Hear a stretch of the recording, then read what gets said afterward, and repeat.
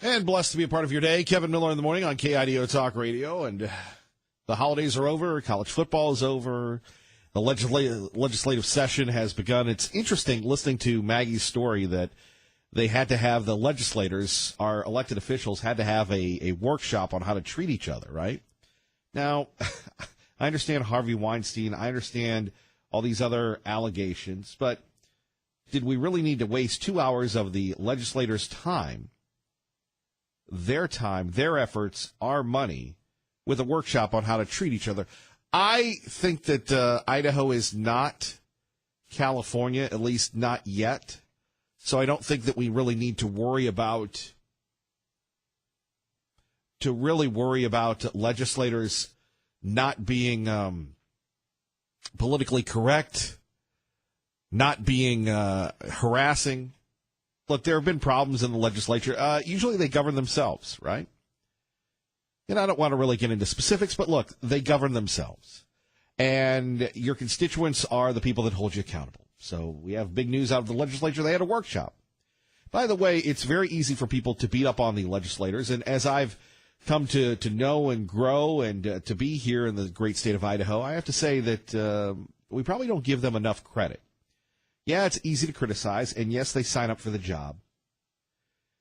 But on the other hand, you take a look at being away from your family, being away from your friends, being away from your income. That's a big sacrifice. And if any of the legislators are up, thank you for your sacrifice. We sure appreciate you, and I know the city of Boise appreciates you when it comes to the hotels and such, and maybe some of them get a legislative discount.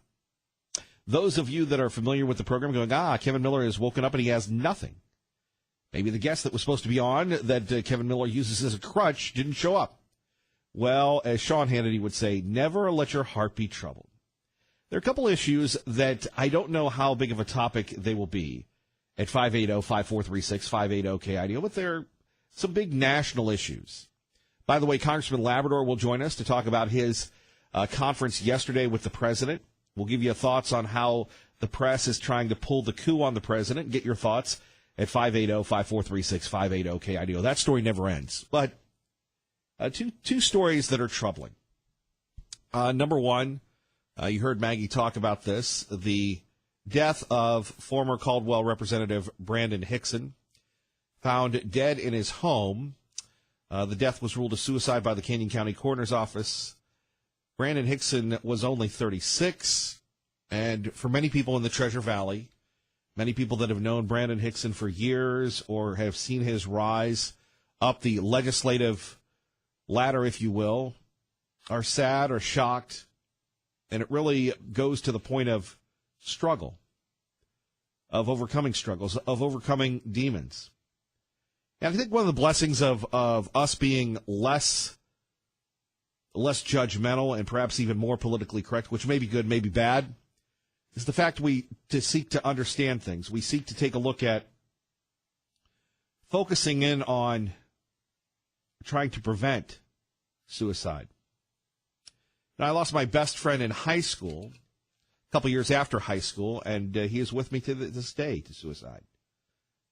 He was a young man that was brilliant. He killed himself at the age of 20, I believe, 21 maybe. And to this day, we're haunted by it. And to the Hickson family, to his friends, to his colleagues in the legislature, he is in our thoughts and prayers. And I can remember, I think at the time, candidate Hickson, when I first arrived in the Treasure Valley many, many years ago, and I saw, who's this young kid that's hustling? Who's this young kid that is working together and, always pitching stories to get on the radio and such? And you can remember, what was it, not this time around, but what was it, 4 years ago, where we had our caucus, the presidential caucus? You remember that? That was Brandon Hickson that made that happen, and Tom Luna. And one thing that I always remember about the former Secretary of Education, the czar of education, if you will, Tom Luna, and we need to get Tom back on the program, is he was incredibly friendly and still is. And then after the Canyon County caucus, Tom Luna and his family are literally cleaning up the Ford Idaho Center, at the time just the Idaho Center. along with Brandon Hickson. And this is a cautionary tale. We take a look at how precious life is. We had a gentleman that was on this program. Austin Hill did afternoons. A passionate young man, a nationally recognized writer and conservative. We lost him. We lost him. He was taken from us. And you never know what's going to happen. You have Brandon Hickson, who, killed himself. You have Austin Hill that was taken from us. What I'm saying is we don't know how precious life really is. And I take a look at things, and we take things for granted. I can remember being in Canyon County, Austin being at the Idaho Center at Boise State, and I thought they were both invulnerable. They'd be around forever. And, again, heart disease, heart attacks. That's why it's so crucial to look out for your health. Look, I kid about it all the time, but, that's what it takes. Whether it's, again, a heart attack, which took Austin from us. I mean, I guess the older we are, the more we appreciate it. Right? So, again, our thoughts and prayers go out to the family of Representative Hickson. And again, if you have a pain in your heart or something like that, do that yearly checkup. Get on the high blood pressure medicine. Take care of yourself. I think that's the lesson of today. Coming up, the rise and fall of Steve Bannon. Think about that. Think about Steve Bannon, and at one time one of the most powerful men, but now gone. Indeed. Coming up, we'll hear from Liberal Steve and Cindy from Caldwell. And by the way, Congressman Labrador will join us with his exclusive look inside the DACA negotiations and the wall negotiations. He'll join us coming up next hour. But first, we go to Chuck Vollmer, Jobonomics founder and president, who joins us now at KIDO Talk Radio. Chuck, good morning. Good morning, Idaho. Good to have you with us. So we take a look at tax reform. People are starting to get very excited about the economy. We had a great Christmas. How do you see the forecast coming up for the first quarter, sir? Well, I think the first quarter the economy is coming on strong. We are putting out a Jobonomics, our 2018 outlook, and we give it about an equal between getting better, staying the same, and getting worse. Well, that's very in depth. Yes, I think our concerns is that we look at the state of the U.S. economy not only from an economic viewpoint, but a business, labor force, governance, and a disruptor viewpoint. And when you tally up all the forces, positive and negative, I think we have an equal chance of either getting better or getting worse. All right, Chuck, let's talk about the Fed possibly continuing to raise the interest rates. What impact would that have on people here in Idaho? We rate the Fed as kind of a neutral. We think it's pretty much going to stay the same. When you're talking about the economy, there's really three things to look at. First of all is the administration that sets direct kind of policy. But the main issue on the economy is either the Congress, which sets the fiscal policy, that's raising taxes and federal spending, and monetary policy is the Fed, which is the money supply and the interest rates. So when you look at the three things, we think that the least dramatic input to the economy is the Fed. Yes, they're going to raise the interest rates. To be specific, it's the federal funds rates, the baseline rate. It's currently about 1.5. It's been raised 1.5%. It's been raised three times this year. It'll probably be raised about three times in 2018 and maybe bring it up to 2.5%. But if you remember back in the Carter era, it's all the way up to 20%. So we don't see it's going to be a major driver. So what will be the impetus for more of these jobs? Perhaps people repatriating their money?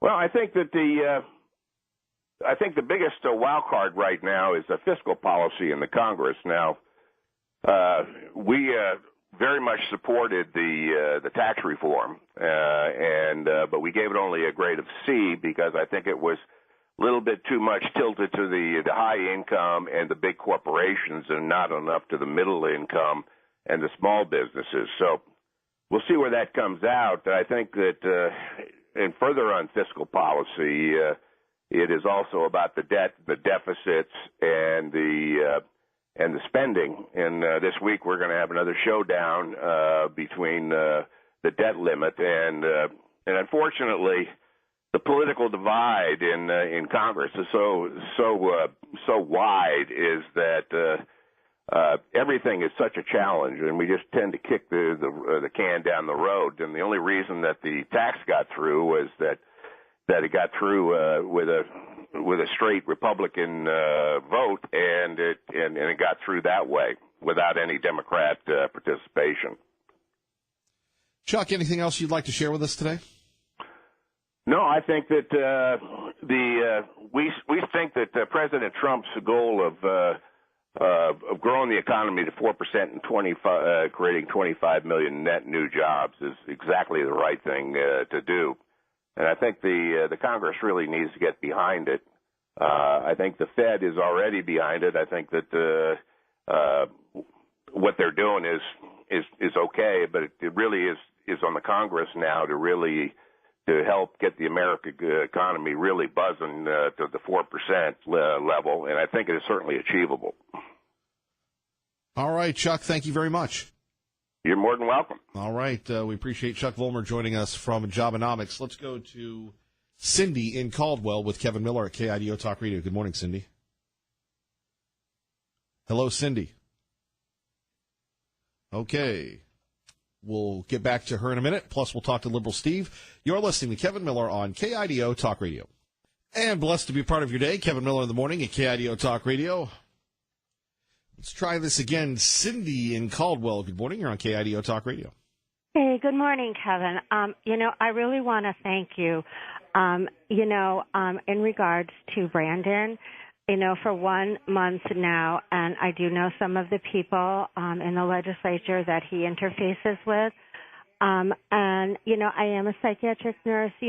People in schools talk about bullying. People, have identified symptoms of all kinds of things to look for when someone is on a spiral downward. Yesterday, actually, this is true. I was over at the Canyon Clinic Health and Wellness in Caldwell, and I had a bunch of pamphlets, and they have great programs offered through that clinic to get people engaged. And I did speak to some of them. I'm going to say friends that knew him. I have prayed for Brandon at Calvary Chapel. I have asked, and it was hard for people to find him because it's very, when someone is suicidal, depressive, Brandon's symptoms were classic. And what I kept following was even yesterday in the paper, tragically there he is with his photo op on the front page. And I noticed that he didn't blow alcohol level high. It was something in regards to him having side effects that he was arrested for from probably, it said, a depressant. So, you know what, people, if you have a friend out there, and Kevin, you let me talk about this a month ago, this relates to this because I saw The Darkest Hour yesterday, and there's lots going on with what people do to other people. And instead of encouraging them, and that's even our president, he is a Winston Churchill, but you've also had the courage to have people like me on the radio. There's something at the end of the film, and it says, it takes courage when you fall and you failed, and just like Brandon, when you've had the rug pulled out under you, you've been fired. I mean, I've had horrible things in my life, but courage is like England had to do, the ability to continue that counts. So you continue on. I am deeply saddened today that Brandon chose an alternative a lot of people do when they are hopeless and see no other way out. And you know who I'm supporting for the election. I want to thank Dr. Tommy Alquist, who didn't miss a beat when he was asked what he felt about weed, dope, marijuana. That is a gateway drug, and if you don't think that you can get on the bandwagon and go from having that thing caught up in your drug, it's a drug. It doesn't recreate.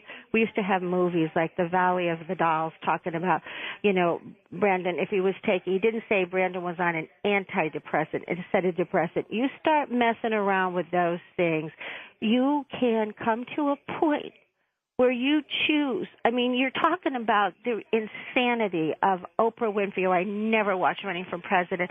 You think of movie stars who they co-relate drug use and their death because at the last moment people don't know what the dose will be till you will stop your respiration. So thank you, Kevin. It takes courage for what you do because you've drawn a line in the sand and said, no, I'm going to put a worldview out there. I'm just going to say it. You don't say it mean, but you let people like me try to educate people. I'm not picking on the paper that chose to constantly put this man's picture on the front page. It certainly didn't add to elevate or do anything helpful for Brandon. And if you couldn't see that man, like the 1 month I've been talking to people, was an accident ready to happen. But thanks, Kevin. Let people know there is help if you see symptoms like that with your friends, that they may not say anything, but their behavior is telling you a lot. So my heart is saddened. I just have nothing to say about that else, but I'm thinking, Dr. Alquist, you know what? And you know what? I am supporting one candidate, but I would never have the despicable behavior that they put on this president. And I don't know who will win our governorship, but I will behind the person. And I am even more liking the doctor for being as clear as he could be about his stand about getting anything that would harm our children or any other adult in this state. So thanks, Kevin. God bless, Cindy. Thank you. Thanks, Kevin. Bye-bye. Bye-bye. And traffic and weather together. And back to the phones. We go to Liberal Steve with Kevin Miller at KIDO Talk Radio. Good morning. One toke over the line, sweet Jesus, one toke over the line. I think they did a study on pot smokers, and they were like 95% among suicides were rated like 95% less than those who used alcohol. It could have been a false study. It could be fake news. I don't know. And why are you beating up on the legislator for taking a little seminar on beefing up on? Look, we're all adults here. We all know what to do. We all know what not to do. We all know. Oh yeah, right. We all know what Stop a behavior that, is, what is and what isn't appropriate. Come on, we're all adults here. We don't need seminars. And I mean, if you do, then you shouldn't be in the legislature. Huh, that's a mouthful. But if you say so, Miller, you're a man of truth. I mean, why are we wasting everybody's time with, hey, don't fondle somebody. Don't say, hey, baby, how's about a kiss? Come on, we're all adults here. Oh, don't do a Harvey Weinstein or Henry right. What was that type of, what was in the seminar? Look, but don't touch? Come on. Let's see. I think they need it, Kevin. I think they need it. That's, they're the type of people that need it. That type. I want to profile a little bit. What do you mean by that? Wait a minute. What do you mean by that type, sir? What's with South Korea? The stable genius brought the North to the table, according to him. You're switching the topic, Liberal Steve. But come on. But yeah, I was a little ashamed of President Trump making the statement that it was because of him that they were brought to the table. But now the South Korean president says, hey, it was because of him they came to the table. So I want to give him kudos for that, Kevin. I see. All righty. Hey, you going to watch the X-Files tonight or the Blacklist? Neither. Neither? Not a fan of either. Oh, man. What are you a fan of? Do you like Game of Thrones? Yes. Well, I don't have cable. I have to buy it like a year later every year, but I get a good price on it. I see. Anyway, you stay fired up. I'm out here in the dark searching the skies for UFOs because the X-Files are on tonight, and I want to participate. And, yeah, it's sad. Suicide is sad, but, hey, stay off the alcohol. You stay fired up, Mr. Miller, and that's all I got for you today, man. I just haven't had enough coffee or something. But the legislators, because of the type of people they are, and they need those seminars. And what's with Tommy the other day when I called him, going yak yak yak on the marijuana? No scientific fact behind what he's got to say. All the people he talks to, yeah, we know the people he talks to. And he was an emergency room doctor, big deal. He's talking through one side of his mouth when he talks like that. So now, come on. Now you're bashing Dr. Ahlquist. Yes, for the way he spoke about it. I mean, he was just a poo-poo, and I never did ask him, Dr. Ahlquist, have you ever used cannabis? Have you ever used street drugs? And be honest. Well, someone should ask you. Obama was honest. Someone should ask you. Ask me what? Well, how much have you toked of the wacky weed? Well, now that I got property over in Oregon there by the Dells, I have to go over and clean it and get everything done. And I got to admit, I got some friends over there, and we sit down and play a little five-card stud. Make sure you go have some pie for me at Cousins while you're at the Dells. Go what? You're listening to Kevin Miller on KIDO Talk Radio. Good morning, Maggie. Kevin Miller in the morning, KIDO Talk Radio. Phone numbers 580-5436, 580-KIDO. KIDO Talk Radio, a proud Fox News affiliate here for Fox News here in the Treasure Valley on the radio. It is KIDO Talk Radio, where we go exclusively to Capitol Hill to talk to Rachel Sutherland, talk a little bit about what's going on concerning DACA and immigration and what a meeting yesterday. Rachel, good morning. It was an incredible scene there in the cabinet room at the White House yesterday when reporters were allowed to stay for some 55 minutes of this meeting. I don't think they knew when they were going in there that was going to happen. I think one of the reporters there actually his cell phone started dying. That's not what you want to happen, but typically you're rushed in there and rushed out. It was interesting. The president overseeing this meeting, a bipartisan group of lawmakers trying to find a fix for DACA. He did hold firm to wanting a border wall, wanting the end of chain migration and diversity lottery programs, and also, just saying that he's willing to take the heat for all this. Now, as we know, overnight, a California judge has ruled that DACA has to continue while this plays out in the court. So Congress is no longer under the same kind of pressure they were under before with a March deadline, and that probably means they won't be getting much done in the foreseeable future on this. It's amazing that this judge can just, with a decision and not judging it, but just looking at the entire process, a judge can just kind of derail this thing. Because yesterday, before this decision came down, Rachel, please correct me if I'm wrong, but there was a lot of pressure on these folks to get something done, and soon. Yes, there was a lot of pressure. The president suspended DACA back in September, gave Congress 6 months to be able to find a fix, and so that puts it in March. And there were some illegal immigrants out there who hadn't renewed their work permits in time, so they were losing their status. Some Democrats are saying as many as 100 a day. In this case, now that the judge has stepped in, the federal government would essentially is being told you have to start processing these applications. So, but yeah, that's this is a temporary injunction that the judge issued, and that just allows this to start its process, continue its process through the court system. It could take a while.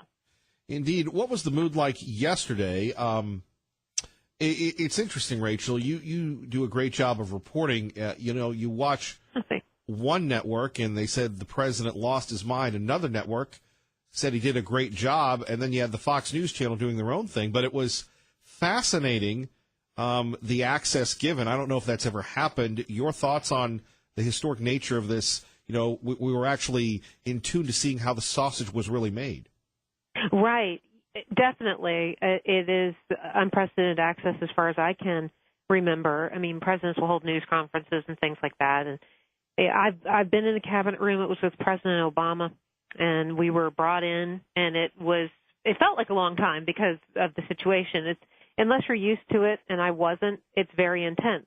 So it's kind of like, oh my gosh, I'm standing here. I hope I don't drop something and make a scene somehow. It actually happened to my colleague Jared Halpern. He was traveling with the president, and accidentally they were in a restaurant or something, and broke a glass because it scared President Obama. and he called him out on it. Anyway, I'm getting diverted, but the point being is to stand in there for 55 minutes. That's not even heard of. And then, of course, the tape was played back on the cable networks almost in its entirety. I think so. I think Fox played it in its entirety. So yeah, I mean, Kevin, that's just not seen. And it's kind of cool to see it. But I don't agree with some people who are saying, some analysts are like, well, they forgot the cameras were in the room. Nah, I don't think anyone forgot anybody was in the room. I mean, that is an intense situation. So you don't forget. Rachel, obviously the continuing resolution, budget resolution, that needs to be done. And a two-parter, number one there, and Michael Wolff continues to do the rounds. Any reverberations on Capitol Hill? I need to get my hands on that book. I need to read it. I mean, it's just, I haven't seen a copy over in the break room yet. Look, there's, you flip the channels and there are some networks that it's like this constant drumbeat of, is the president crazy? And then that's been part of the discussion, is bringing in the reporters to watch this. The president, there was no talking about Pocahontas. There was no wandering off. He was on point, on message. This did not appear to be somebody who didn't have his faculties. So that might have been part of the strategy on this yesterday. No talking about I'm a logical genius. Oh, right. Oh, right. Yeah. Look, that is, his base loves it. They love this stuff.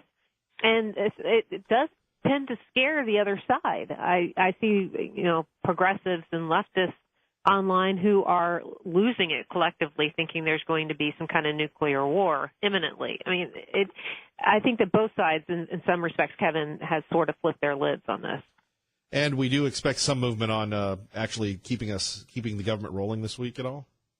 Yeah, I think so. And I think now that the pressure is off with DACA, Democrats have no reason to try to shut down the government over this. So I think that there will be more movement. We'll have to see, when Congress rolls in this morning, what they're doing. But I would think it would be easier to get it fixed because they need to do it by next week.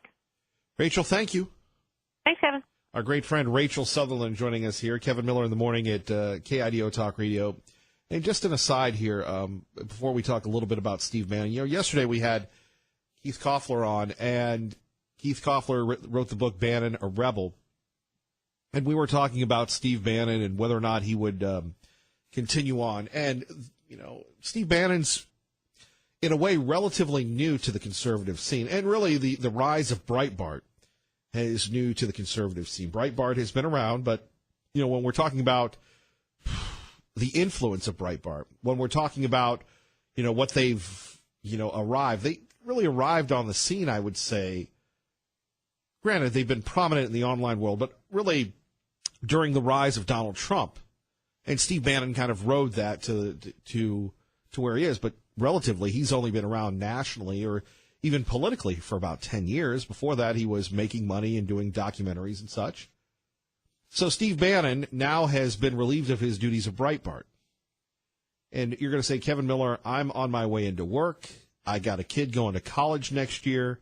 What does that have to do with my life? I think it has a lot to do with our lives. And maybe because we humbly accept responsibilities, we don't seek to pass continuing budget resolutions. We don't seek to pass the buck like a lot of people in public life do. Maybe it doesn't. But the reason why I think it's a cautionary tale for people, look at great teams. People talk about the Los Angeles Lakers, Shaq and Kobe, or the Seattle Seahawks. By the way, I don't see a lot of 12-man stuff around here anymore since the Seahawks are out of the playoffs. Balancing those egos. Last week, my team, the Patriots, Bill Belichick doesn't like Tom Brady. Tom Brady doesn't like Bill Belichick, and Bob Kraft likes them both. It's that whole ego thing. And truly great people, and you know who they are. They might be the couple that are ushers at church. They might be the people that are always nice to you at the Optimist football games, or work in the booth at basketball or hockey or soccer, or the carpool parents. Those are the people that serve. And I'm sure there have been thousands of books on servant leadership. And when you're a public servant, you don't live beyond the means of your people, right? So Steve Bannon talked to this guy, Michael Wolff, said a lot of unfortunate things, went too deep in with Roy Moore. Look, I've been there. We've all been there. You start believing your own hype and you're done. And then Bannon, unfortunately, got the boot from Breitbart, got the boot from his show on satellite radio. And it was odd because Steve Bannon was doing all these shows and he wouldn't take any calls about the news that people wanted to talk about, he and Donald Trump. And it shows you the rise and fall of an individual. When you sit back and you look at these things, it is crazy.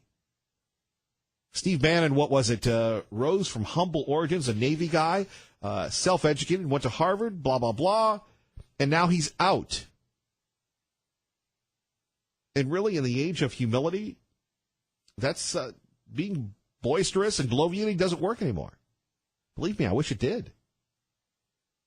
And will Steve Bannon and Donald Trump get back together? I don't know. But I think it's a cautionary tale for everyone, whether you're in sales, whether you're in service, regardless of thinking too much of yourself. Right? There's always somebody bigger, always a bigger wig on the line. By the way, shame on MSNBC. I don't know if anybody watches that network anymore. But yesterday, Donald Trump had this entire meeting that was televised. By the way, the reporters weren't let in. You heard Rachel Sutherland. She was there talking about it. Congressman Labrador will join us next hour. He was in the meeting talking about DACA, talking about the wall. Dianne Feinstein, Mike McCarthy, Congressman Labrador, all the decision makers, President Trump in that meeting. And so I'm watching Nicole Wallace here at the radio station on MSNBC, and she and Steve Schmidt, both Republicans, Schmidt of the McCain camp, Wallace of the Bushies, are saying this is proof that Donald Trump does not know what he's talking about. This is proof that we need the 25th Amendment. Because Donald Trump was working the room. Donald Trump was working the room. Going back and forth and says, look, if there's a bad deal to be made, I'll make it, I'll take the heat for it, for the greater good. And yet you had people saying that if we had said that about President Obama, if a caller on this radio station, KIDO Talk Radio, had said anything near what MSNBC said about Barack Obama, what they said about Donald Trump, this show would have been blown up in a bad way. The caller would have been banned, and you probably have a call from the Secret Service. Never before have we seen this where we have people trying to get rid of an elected official, try to undo a legal election, whether it's the Russians, whether it's the Muslim ban, whether it's the cartels, whether it's the media. It is just simply crazy. Here you have a president that, again, and look, I don't want to carry water for anybody, but it was amazing. Dana Bash yesterday on CNN, had this to say. McCarthy came in and tried to kind of lay it out for the president. You do DACA, then you do border security, then you do chain migration. But I think this was kind of stunning. I have not seen anything like this. There's a lot to discuss with regard to the substance, because there are a lot of unanswered questions and a lot of a real discussion in this room. But I think it definitely bears underscoring. Look, we've all covered a lot of photo ops for the sake of bringing the cameras in to send an image around the world. That's not what this was, and we are as skeptical as they come. I think that's fair to say.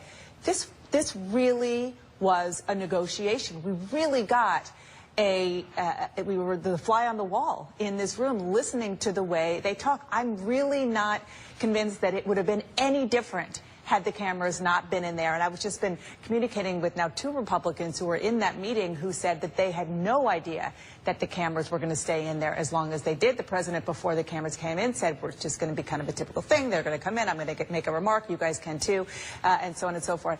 And I'm sure I'm going to get hit for this, and I don't really care. I think that the bottom line is that this is, a year ago, this is the presidency that many people thought Donald Trump was capable of.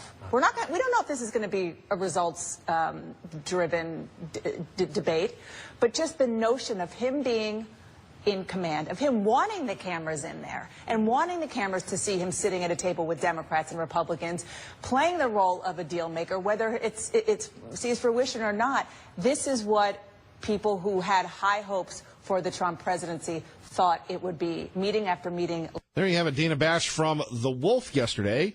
Wolf Blitzer, not to be confused with Michael Wolff, saying Trump's doing a great job at 580-5436, 580-KIDO. And yet you have the folks on MSNBC going back and forth and saying that he's lost his mind. Look, Donald Trump's a lot of things, but he's not a crazy person. And it's crazy to me that all of a sudden we have this debate on DACA. By the way, our friend Dan Stein will join us from Washington with the latest on this, concerning FAIR, concerning everything else. But, I mean, the President of the United States, I felt sorry for him when he's out there with the troops, and you're thinking, Kevin, why would you feel sorry for a billionaire? The President of the United States, he put himself out there. He put himself out there with the troops. And they loved it, and they cheered for him at the Mercedes-Benz Stadium. You know, who else has done that? Obama? Bush? Clinton? You tell me. Kevin Miller, KIDO Talk Radio. And thank you for that one, Ray Amaya. Kevin Miller in the morning here at KIDO Talk Radio. Can't we all just get along? The legislature having a session on how to effectively communicate with one another. And to me, I didn't know that they needed that. That is one topic of conversation. The other is the DACA deal that may or may not happen thanks to a federal judge saying that Congress and the president, you're not the boss of me. When President Trump uses the term chain migration, those are code words. He's really saying, you know, I don't want more immigrants from Asia or Latin America coming to this country. I want to stop that. And I want to make America white again. What you're doing is throwing...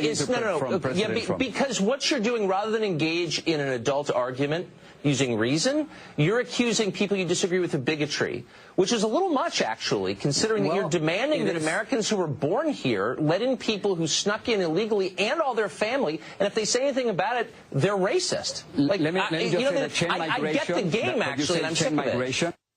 There we have it from our friends at Fox News. Tucker Carlson last night with Jorge Ramos. And again, the code word is not make America great again, make America white again. Silly, silly Jorge, when we're thinking about this issue. It's not about letting everybody in. We're seeing people trying to flood the country right now to get in. Yes, we are the most compassionate nation, but we're not infinitely wealthy. We have finite resources, right? And we have good, hardworking Americans that are being disrupted, that are being removed from their jobs because of people coming in working illegally. Then that's a problem. And what's the issue? Should we get rid of speeding and just say we'll have the illegal speed limit, which is nothing? Should we get rid of the laws against murder and robbing and everything else and just say, well, those are legal laws. Those only apply to some people. They don't apply to everyone. The law is the law.